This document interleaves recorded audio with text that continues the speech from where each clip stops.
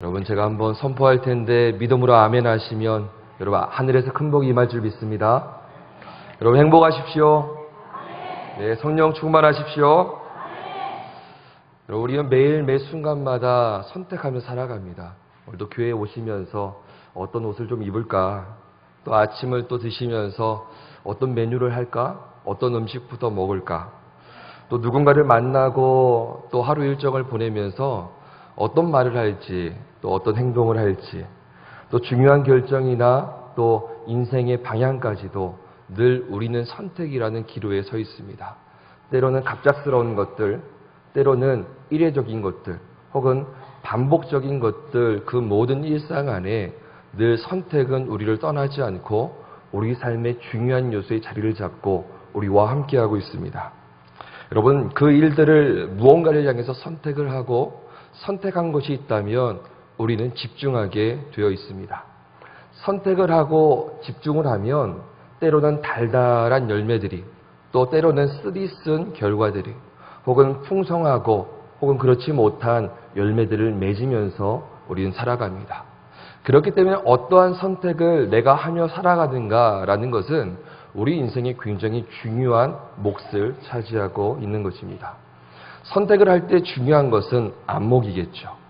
무언가를 잘 판단할 수 있는 분별력, 그리고 무언가를 잘 꿰뚫어 볼 수 있는 통찰력, 이러한 것들을 잘 겸비하고 좋은 안목을 가지고 어떤 일들을 선택했을 때 우리는 그에 대한 좋은 결실을 맺을 수 있을 것입니다.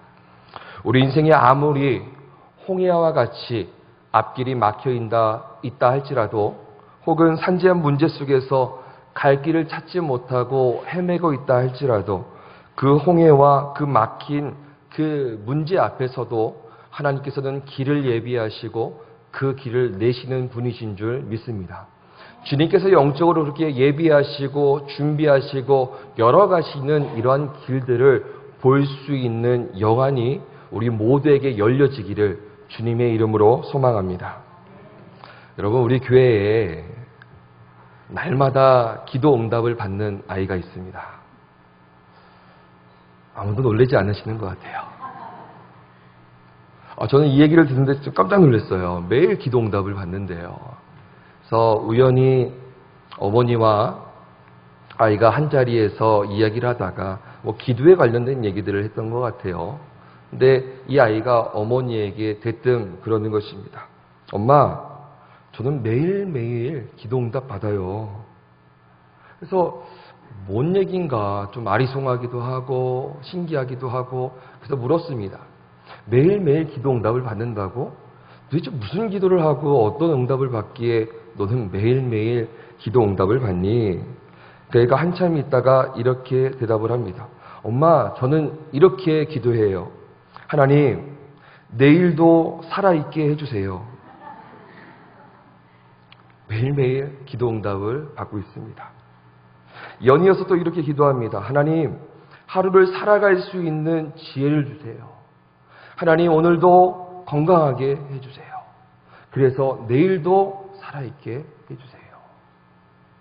어떻게 보면 되게 어린아이다운, 혹은 웃기기도 한, 그리고 또 웃음을 자아내는 그러한 마음의 고백이고 또 기도에 대한 강구일 수 있겠다 싶습니다.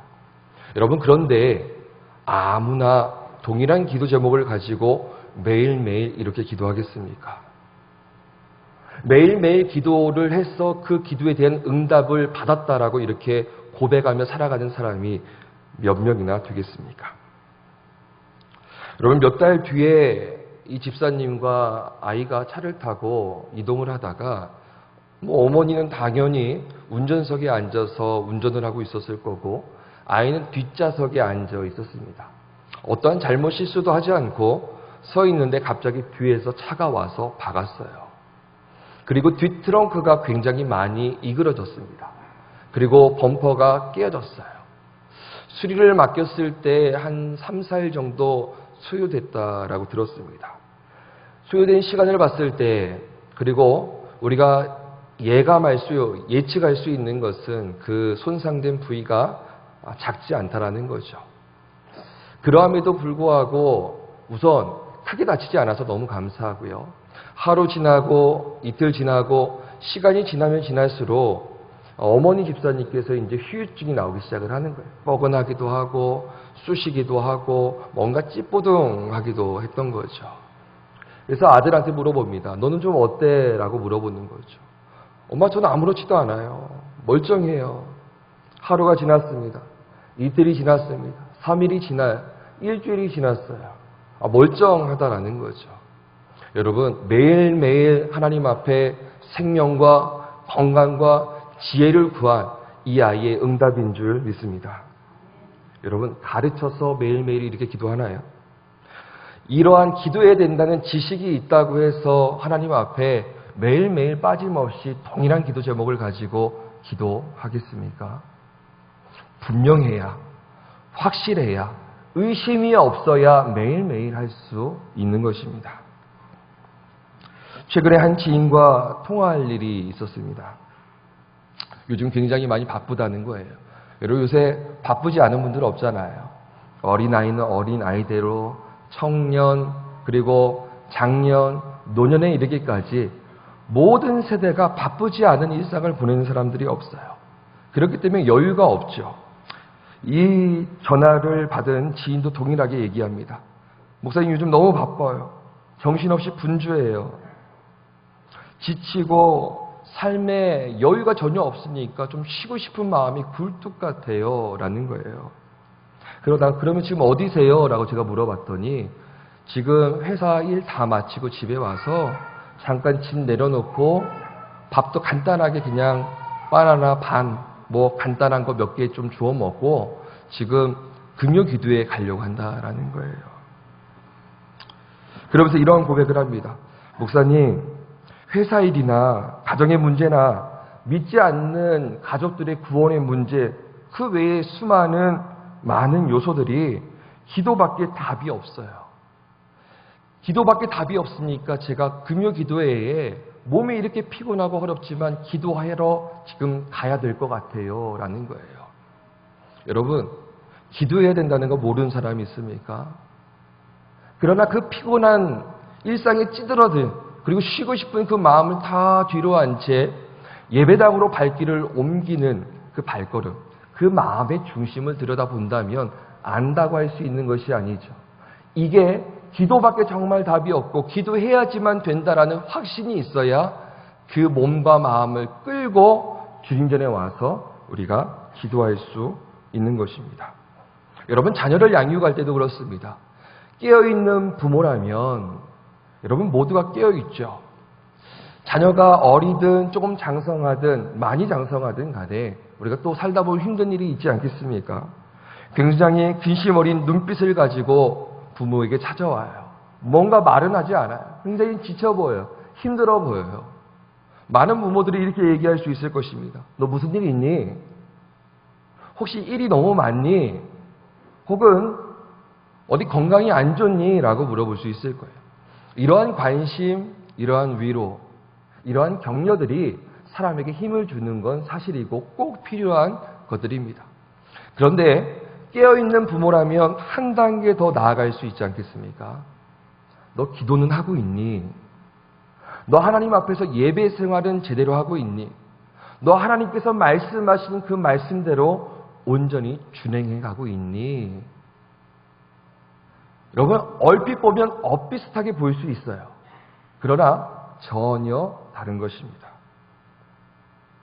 요한복음 21장 말씀을 보면 예수님께서 베드로에게 찾아오십니다. 우리가 다 알고 있는 본문이에요. 특별히 결론을 봤을 때 물고기 153마리를 잡은 사건이 요한복음 21장에 기록되어져 있습니다. 하루 종일 밤늦게까지 수고를 했어요. 근데 한 마리도 못 잡은 거예요.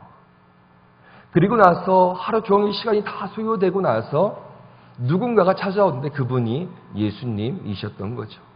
그리고 배 오른편에 그물을 던지라고 합니다. 그 말씀에 순종해서 그물을 던지자 와, 말선이 될 만큼 물고기가 가득 잡히게 됩니다. 그리고 예수님을 향해서 베드로가 달려서 뛰어서 헤엄쳐서 달려오는 장면이 말씀 속에 기록되어져 있습니다. 여러분, 오늘 예수님께서 요한복음 21장에 이 베드로에게 무엇을 깨닫게 하고 싶었을까요? 단지 153마리의 물고기를 잡는 것이 단지 예수님의 목적은 아니셨을 것입니다. 예수님께서 깨닫기를 원하셨던 것은 요한복음 15장 5절의 말씀, 너희가 나를 떠나서는 아무것도 할 수 없느니라, 이 말씀을 깨닫기를 원하셨던 거예요.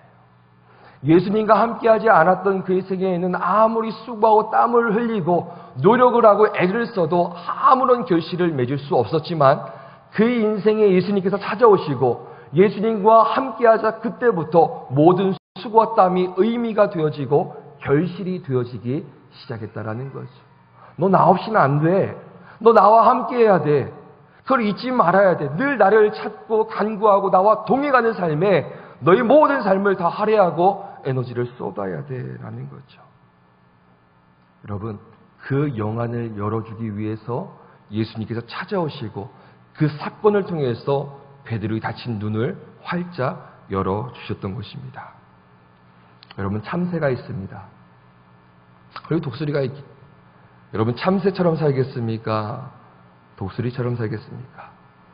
뭐 여러 가지 의미들을 내포할 수 있을 것 같아요. 제가 참새를 한번 유심히 봤어요. 유심히 보니까 열심히 날개짓을 하는 거예요. 있는 힘껏 다 하는 거예요. 굉장히 중요할 거라고 생각을 합니다. 근데 고작 날아오르는 게 그냥 전깃줄 위, 집, 기와 위, 혹은 높은 나뭇가지 위, 이 정도 선이다라는 거죠. 그런데 독수리를 보고 설계를 보니까 몇 번 날개짓을 하지도 않는데 창공을 향해 날아오르더라 이거죠. 여러분, 기류를 타고 독수리는 창공을 향해 비상을 하게 되어 있습니다. 우리가 눈이 닫히면 끊임없이 우리의 수고에만 집중하게 되어 있어요.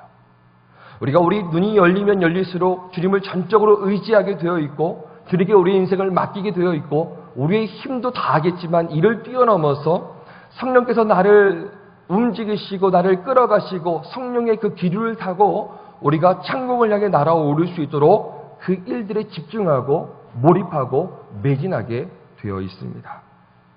여러분, 육안으로 눈을 떠 있다고 육신의 눈으로 바라본다고 해서 눈을 뜨고 있는 것이 아닙니다. 여러분, 영안이 닫혀 있으면 우리가 미친 듯이 무슨 일에 사로잡혀서 골몰하고 온 에너지를 다 쏟아붓는다 할지라도 자기 자신이 무슨 말을 하고 있는지 모를 때도 있고 자신이 무슨 짓을 하고 있는지도 모른 채 정신없이 살아갈 때가 참 많이 있다라는 것입니다. 그러기에 한 해 쌓이고 쌓이다 보면 끝내 영안이 닫힌 사람들의 인생은 아쉬움과 후회로 가득 찰 수밖에 없는 것입니다. 오늘 본문에 등장하고 있는 이 엠마오로 가는 제자들의 모습이 이와 같았어요. 예수님께서 공생애의 시간을 보내실 때 그 옆에서 함께했던 이 제자들, 그리고 그분의 죽으심을 목도했던 이 제자들, 그리고 부활하신 사건을 직접 보지는 못했지만 소문으로 들었던 이 두 제자들이 어느 날 엠마오로 길을 잡아 걸어가기 시작을 합니다. 오늘 13절 말씀을 보면 그 엠마오까지의 예루살렘부터의 거리가 한 25리 정도 된다라고 얘기하고 있어요.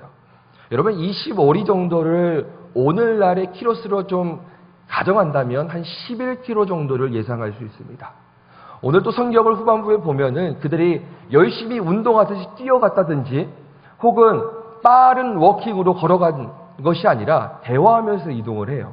그러다 보니까 대화하고 한 25리 11km 되는 거리를 걸어갔다라고 했을 때 한 소요 시간이 한 4시간 정도를 걸어갔다는 것을 우리가 예측할 수 있습니다. 그런데 엠마오로 가고 목적지를 잡은 이 길잡이가 어떤 분명한 목적과 취지와 방향을 가지고 선택했던 길이 아니었다라는 거예요. 목적이 없었습니다. 어떤 취지도 없었어요. 방향도 분명히 있었어요. 그럼에도 불구하고 그들은 막연하게 엠마오를 향해서 걸어갑니다. 여러분, 우리 인생이 그렇지 않습니까? 때로는 너무 정신없고 너무 분주하고 너무 바빠서 내가 지금 뭘 하고 있는 거지? 습관적으로 어떤 목적인 내 삶을 끌어가는 것이 아니라 분명한 방향, 선명한 비전이 내 인생을 붙잡아가고 그 일들을 하나하나 이루어가는 것이 아니라 다람쥐 쳇바퀴 돌듯이 늘 정해져 있는 일들, 반복된 일들, 또 치러야 되는 정신없는 일상들을 치루어내기 위해서 열심히 우리의 에너지를 쏟아내고 힘써 뛰어갈 때가 참 많습니다. 그렇게 한 해, 두 해, 세 해, 이게 10년, 20년, 30년 이런 것들이 쌓이고 쌓이면 인생의 공허함과 덧없음이 더 물씬 진하게 느껴지는 거 아니겠습니까? 이렇게 방향이 없을 뿐만 아니라 15절 말씀을 보면 그들이 걸어가면서 했던 일들이 있었다라는 거예요. 성경이 이렇게 이야기합니다. 이야기했다. 그들은 문의했다. 우리말 성경으로 새롭게 번역된 말씀을 보니까 그들이 토론했다라고 기록되어 있습니다. 여러분, 향방이 없어요. 목적도 없어요. 하지만 열심히 할 수 있는 최선을 다한 게 뭐였어요? 토론이었어요. 우리도 인생을 살아가면서 할 수 있는 최선을 다해서 쏟아붓고 살아가지 않습니까? 나름대로의 전략을 세우고 나름대로의 방법들을 구색해서 그 일들에 집중하면서 에너지를, 혼신을 다 쏟아부어서 우리는 그렇게 살아가게 되어 있습니다. 그런데 오늘 17절 말씀에 그들이 항방 없이 목적지도 분명하지 않은데 힘을 다해서 할 수 있는 최선을 다 쏟아붓고 무언가를 하긴 했는데 그 결과를 뭐라고 얘기하냐면 슬픈 기색을 띄었다라고 성경은 이야기하고 있어요. 자신 있게 선택을 했지만 그 일들에 혼신을 다 쏟아부었지만 시간이 지나면서 후회할 일들, 안타까운 일들만이 남게 되었다라는 거예요. 여러분, 확신에 찬 자녀 교육. 자녀가 있으면 여러분 얼마나 설레이고 소망이 있습니까? 제가 동생이 최근에 출산을 했어요. 딸아이를 이렇게 낳았는데 누나랑 같이 이제 아이를 보러 좀 다녀왔습니다. 와, 여러분 아이를 보면서 절망하시는 분 있나요? 와, 이 아이를 보는데 기대와 소망 이런 것밖에는 생각이 안 돼요. 뭐 근심하고 걱정하고 뭐 짓눌려 있고 이게 아니잖아요. 그걸 보면서 그랬어요. 와, 조카를 보는데도 이 정도인데 내 아이를 보면 어떨까? 와, 참 오래간만에 결혼하고 싶다 이 마음이 불현듯이 또 올라오더라고요. 여러분, 자녀들을 볼 때에 이 아이들을 또 자녀 교육을 하고 학습 교육을 할 때에 얼마나 기대에 차겠어요. 자신 있게 확신 있게 무언가를 끌어가지 않겠습니까? 그런데 시간이 지날수록 그렇지 않을 수도 있겠지만 우리 안에 안타까움, 아쉬움, 후회들이 많이 남지 않습니까? 나름대로 확신에 차서 사업을 계획해서 전략을 짜서 진취적으로 진행을 했는데 고통스러운 고배를 마실 때도 있지 않겠습니까? 확신에 차서 인생의 철학을 가지고 나름대로 인생을 꾸려나가는데 돌아보니까 허탈하고 공허한 일들도 있지 않겠습니까? 여러분, 확신에 차도 우리 인생에 보장할 만한 것은 그렇게 많이 찾아볼 수 없을 것입니다. 오늘 엠마오로 갔던 이 두 제자, 이들이 그렇게 무언가를 향해서 뛰어가고 그렇게 에너지를 쏟아 부었음에도 불구하고 슬픈 기색을 띌 수밖에 없는 결정적인 이유를 성경은 오늘 16절과 31절의 구절에서 말씀하고 있습니다. 우리 같이 한번 읽어보겠습니다. 우리 16절 말씀 함께 읽습니다. 시작. 그들이 눈이 가리워져서 그인 줄 알아보지 못하거늘. 우리 31절 말씀도 읽습니다. 시작. 그들의 눈이 밝아져 그인 줄 알아보더니 예수는 그들에게 보이지 아니하시는지라.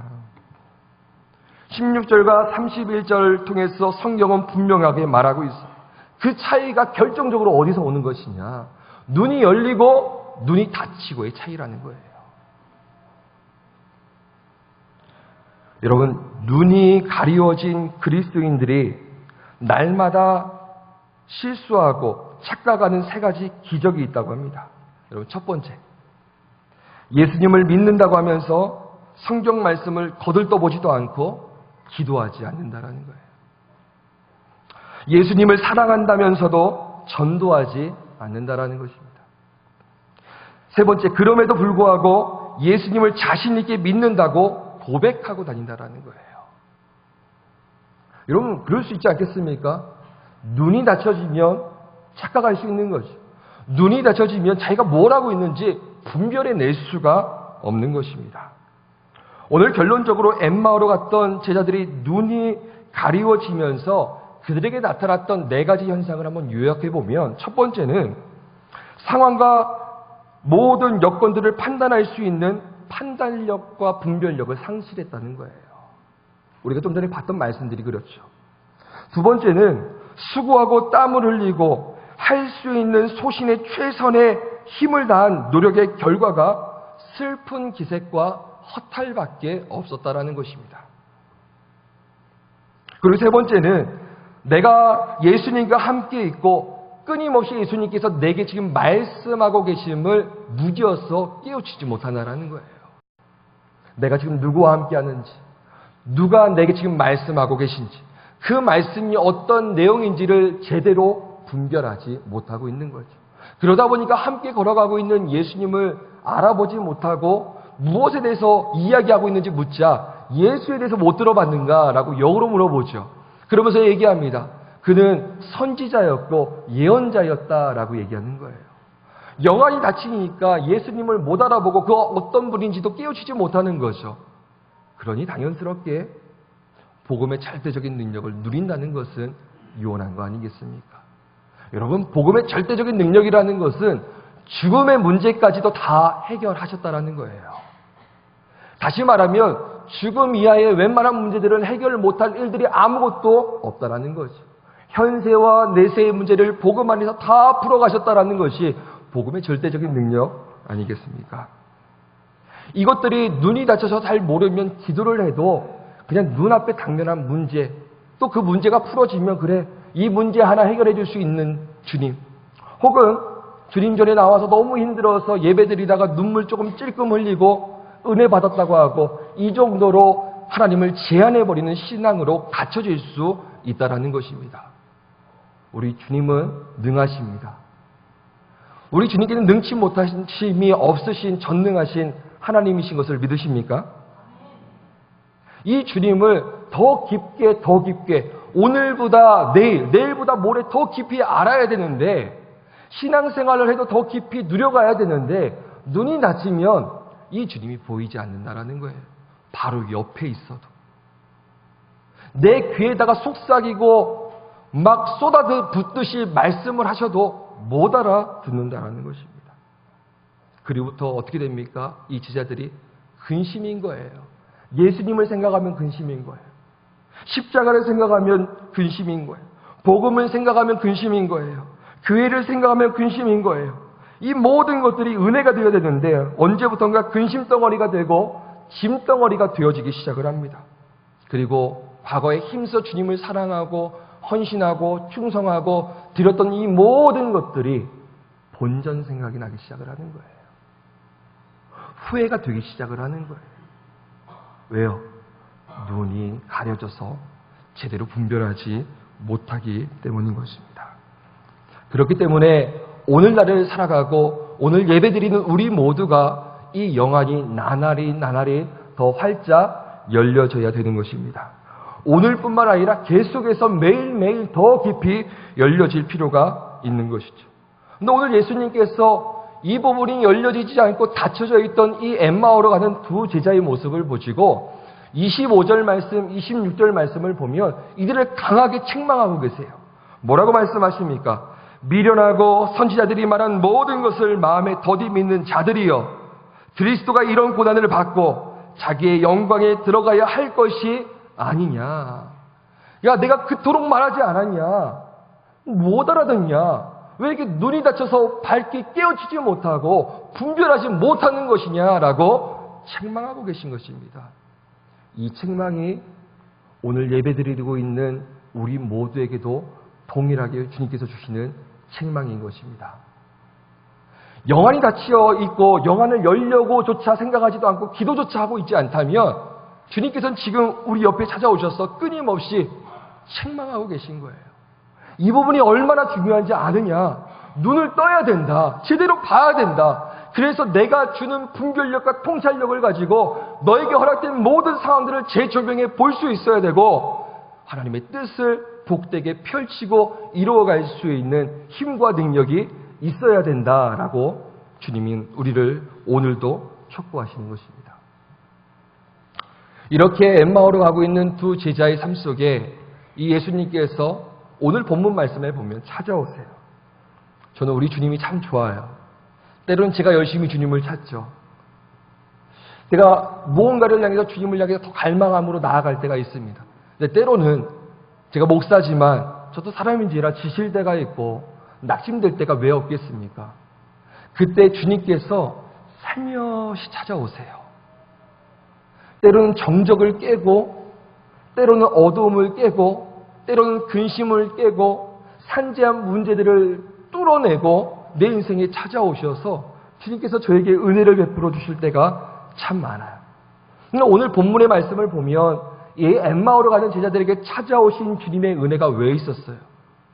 영안을 열어주시기 위해서 찾아오신 거예요. 오늘 예배 가운데 우리 주님의 성령께서 충만하게 이미 임재하신 줄 믿습니다. 오늘도 우리 가운데 찾아와 계신 줄 믿습니다. 찾아오셔서 주님께서 뜻하신 게 무엇이냐라는 거예요. 우리의 닫힌 영안을 열어주기 위함인 줄 믿습니다. 이것들을 인지하고 예배드리고 이것들을 인지하고 말씀을 받고 이것들을 인지하고 기도하는 것이 굉장히 중요하다는 거죠. 여러분, 이렇게 뚫고 찾아오시는 것을 우리는 은혜다라고 얘기를 합니다.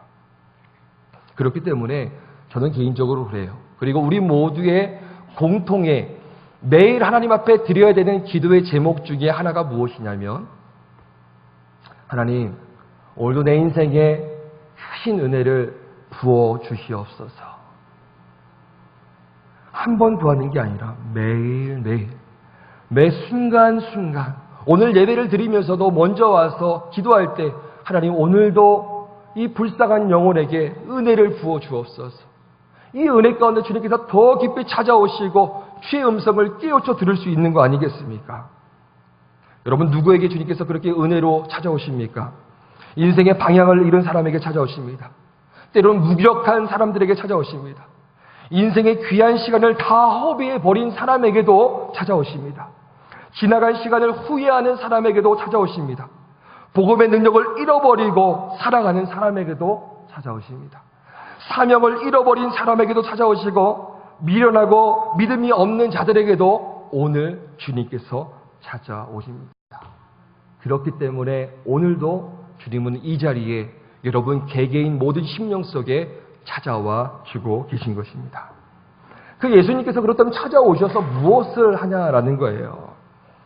오늘 성경의 말씀을 보면 예수님께서 오셔서 말씀으로 그 두 제자들을 가르치고 있는 말씀이 나옵니다. 여러분, 그렇다면 이 시대를 살아가고 있는 우리들은 누가 가르쳐 주십니까? 마태복음 28장 말씀을 보면 마지막 절에 지상명령이 나와요. 너희는 하면서 끝자락에 이런 말씀들을 주님께서 말씀하십니다. 내가 너희와 항상 함께 하겠다라고 약속을 하세요. 여러분, 그 메시지를 던지고 나서 어디를 가시냐면 승천하셔서 하나님 우편으로 올라가신 거예요. 아니, 함께 하시겠다고 약속을 하고 예수님은 올라가신 거예요. 그리고 나서 그 약속을 사도행전에 보면 성령님께서 오셔서 그 언약을 성취해 주신 거죠. 그렇기 때문에 우리가 오늘날 예배를 드려요. 말씀을 들어요. 말씀을 큐티를 묵상을 해요. 말씀을 읽어가요. 혹은 양육 훈련을 하고 제자 훈련을 합니다. 말씀 공부들을 쭉 해갑니다. 이러한 모든 시간들마다 결국은 상황과 개인과 또 어떤 사람들을 통해서 그 모든 일들이 진행되어지긴 하지만 그 모든 것들은 도구일 뿐이고 성경은 그 모든 것들은 몽학선생일 뿐이라고 얘기하고 있고 이 말씀을 깊이 깨닫게 해주시는 분은 성령님이라고 말씀하고 계신 거죠. 오늘도 성령님께서 오셔서 말씀을 들을 때마다 우리의 심령과 우리의 지각을 진리로 인도해 주십니다. 성령님께서 오늘도 우리에게 오셔서 우리를 깨닫게 하시고 가르쳐 주시고 생각나게 해주심으로 말씀을 헤아릴 수 있는 은혜를 부어 주시는 것입니다. 그리고 우리의 닫힌 눈을 열어주시고 하나님의 본연의 뜻들을 밝히 깨우치고 소망과 황홀함 속에 살아갈 수 있는 은혜를 성령님께서 이 시대에 오늘날 우리들에게 이 은혜를 허락해 주시는 것입니다. 누가 하십니까? 성령님이 하시는 거죠. 그런데 오늘 예수님께서 그렇게 가셔서 눈을 어떻게 열어주시냐면 말씀을 풀어서 열어주시는 거예요. 근데 여러분, 그 말씀을 푸는 자리가 어디였습니까? 삶의 자리였다는 거예요. 일상의 자리였다는 거예요. 특별히 예배 드리는 자리가 아니었고, 특별히 말씀 공부하는 시간이 아니었고, 특별히 큐티하는 시간이 아니었다라는 거예요. 여러분, 말씀 묵상하고 말씀을 듣고 훈련을 받는 거 굉장히 중요합니다. 성령님께서 가르쳐 주시고 생각나게 하셨다라고 말씀하고 계세요. 여러분, 뭔가 배우고 알고 들어간 게 있어야 생각이 나죠. 아무것도 없는 무에서 무엇을 생각나게 하시겠습니까? 그래서 배우고 듣고 묵상하는 것은 굉장히 중요해요. 근데 이 말씀이 어디에서 풀어져야 돼요? 정적으로 앉아있는 책상 위가 아니라 우리가 살아가고 있는 삶의 현장 속에서 이 말씀이 풀어져야 되는 거예요.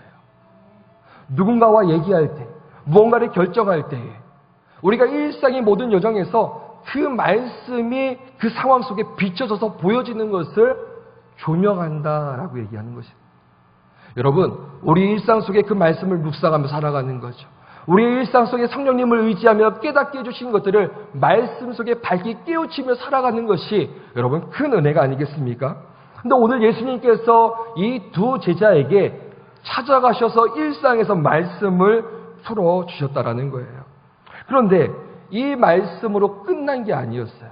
오늘 제자들의 모습에 우리는 주목해 볼 필요가 있습니다. 이 제자들이 이 말씀을 듣고 가슴이 뜨거워졌다라고 성경은 얘기하고 있어요. 그리고 이들이 주님을 붙잡습니다. 여러분, 예수님은 더 가려고 하셨어요. 근데 제자들은 이미 날이 저물어 가니까 더 갈 수가 없으니까 예수님이라고 안 했죠. 우리 여기서 좀 더 하루 더 유하사나이다 라고 얘기했던 거죠. 주님을 붙들었던 것입니다. 가지 못하게. 여러분, 우리가 얕은 물가에서 안주하는 삶이 아니라 더 깊은 은혜의 강가로 나아가야 되겠죠. 더 깊은 영적인 세계를 갈망할 필요가 있다는 것입니다. 우리가 기도합니다. 주님께서는 우리를 너무 사랑하셔서 자녀된 우리에게 기도 응답의 권세를 주셨죠. 기도하면 응답을 받아요. 문제 하나에 있어 기도하고 풀어지고, 근데 거기에서 끝나는 것이 아니라, 기도 응답 받았다고 끝나는 것이 아니라, 교회에 와서 너무 힘들대, 너무 상심이 되는데 예배 드리다가 주님의 은혜와 감동이 있어서 눈물이 흘리고 위로가 되고 은혜를 받았어요. 은혜 받는 것에서 끝나는 것이 아니라 기도 응답 받았어도 이미 은혜를 누리고 있어도 주님 안 됩니다. 주님 더 큰 은혜를 사모합니다. 주님 더 큰 권능을 사모합니다. 더 깊은 영적인 세계로 제가 들어가기를 소망합니다. 이런 열망과 이런 갈망이 우리에게 있어야 된다는 것입니다. 아, 오늘 은혜 받았어. 됐어. 이게 아니라는 거예요. 내가 오늘 기도 응답 받았어. 됐어. 이제 끝. 이게 아니라는 거예요. 하나님 더 깊은 주의 심령들을 헤아리고 더 깊은 영적인 세계 안으로 내가 들어가기를 주님 갈망합니다. 주님 옷자락 놓을 수가 없어요. 주님 손 붙잡은 이 손 내어드릴 수가 없습니다. 주님, 내 인생에 떠나지 말아 주시옵소서. 거룩한 욕심을 부릴 필요가 있는 거죠. 여러분, 야복강에서 하나님의 사자를 대면했던 야곱 기억하십니까? 이 야곱은 야복강에서 하나님의 사자를 만난 사건, 이 은혜의 사건에 만족하지 않았어요. 만난 다음에 더 큰 은혜를 갈망합니다. 내게 복을 주지 않으시면, 내 인생을 보장해 주지 않으시면, 내 인생에 함께 영원토록 하지 않으시면 내가 주님을 놓지 못합니다. 우리의 신앙이 이와 같아야 된다는 거예요. 하나님의 은혜가 있다고 그대로 죽한 것이 아니라 주님 지금도 목마릅니다. 은혜를 주셨어도 더욱더 갈망합니다. 하나님 응답해 주셨어도 주님이 더욱더 필요합니다. 더 깊은 하나님과의 교제, 더 깊은 하나님의 임재를 갈망하는 삶을 우리가 살아갈 필요가 있다는 것이죠. 주님이 없으면 저는 살아갈 수 없어요. 더 강력한 하나님의 일하심이 없으면 하나님 제 인생은 안 돼요. 이 은혜로 족하지가 않습니다. 주님 더 강한 임재와 능력으로 내 안에 찾아와 주옵소서. 이런 갈망이 우리에게 요구되어지는 것입니다. 여러분, 근데 오늘 제자들이 여기서 멈추지 않아요. 여러분, 다시 얘기하면 예수님을 붙들어 들고 뭐 하죠? 예수님께서 배고프신 걸 알고 떡을 가지사 축도하시고 떼어서 나눠주십니다. 근데 이 시간은 어떤 시간이에요? 하루의 모든 일상이 다 끝나고 쉬는 시간이에요. 쉼의 시간. 근데 이 쉼의 시간을 먹고 마시고 앉아서 쉬고 있어요. 근데 이 시간 누구와 함께하고 있냐라는 것입니다. 지금 여름 휴가철이잖아요. 또 일주일 동안 열심히 일하고 토요일 주일 또 쉬잖아요. 여러분, 교회에서 주일날 하루 종일 열심히 봉사하고 지쳐서 기진맥진해서 예배 드리다가 밤늦게 집으로 귀가를 해요. 9시가 됐어요. 많은 분들 얘기가 들려오는데 이런 얘기들인 거예요. 집에 가서 뭐 할까요? 소파에 딱 눕는 거예요. 침대에 눕죠. 그 제일 먼저 뭐 할까요? TV를 딱 트는 거예요. TV는 나의 목자시니 뭐 이러면서 TV를 접하면서 휴식을 쉴 수도 있겠죠. 여러분, 이러한 것들이 필요 없다는 게 아니라 고되고 지친 우리의 일상을 주님과 전혀 상관없는 것들로 힐링해 가려고 하는 우리의 모습들은 없는지 점검해 볼 필요가 있다는 거죠. 여러분, 휴가 가셔야죠. 토요일 주말 쉬셔야죠. 하지만 그 시간이 주님과 정 동떨어져서 일주일간은 주님과 동행하지만 이 시간은 제 거예요. 그냥 저 많은 시간을 보낼 거예요. 이게 아니라 주님을 위해서 또 다른 무언가 헌신과 노력을 하라는 얘기가 아니라 그 힘의 시간조차도 주님과 함께 동행할 수 있는 데까지 나아갈 필요가 있다라는 것입니다. 지난 주간에 제 친한 친구 목사님 한 분이 휴가라고 해서 사역을 하다가 논산에 잠깐 들려서 좀 식사를 하고 또 이렇게 가는 일들이 있었어요. 교제를 하다가 이런 말씀을 하시더라고요. 최근에 이제 성지순례를 다녀왔는데 광야를 중심으로 다녀오셨대요. 광야길을 걸어가는 거. 여러분, 인생이 광야 같잖아요.